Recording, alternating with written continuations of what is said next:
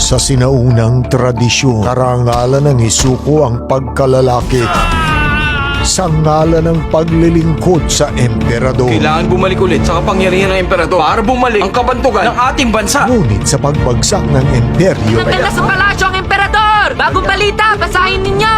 aanhin pa ang sakripisyong ito. Chutay? China's Last yun na ngayong Sunday 8 p.m. sa Asian Cinemix ng Heart of Asia.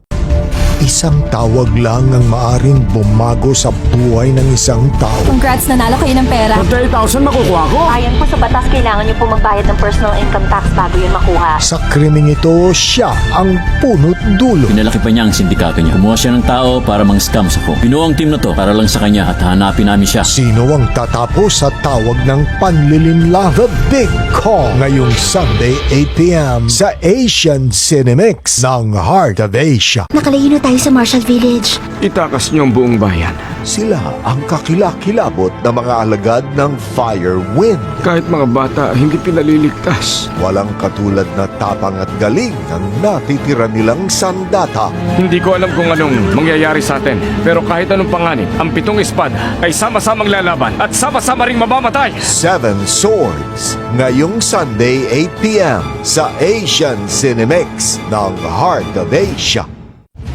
Isang magaling na marksman at isang alagad ng batas. Pwedeng maging magkaibigan na magkatunggali. Oo naman. Hanggang isa sa kanila ang masangkot sa krimen. Kagagaling ko lang sa shooting event.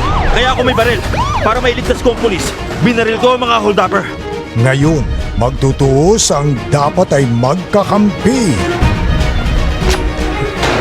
Triple Tap ngayong Sunday 8 p.m. sa Asian Cinemix ng Heart of Asia.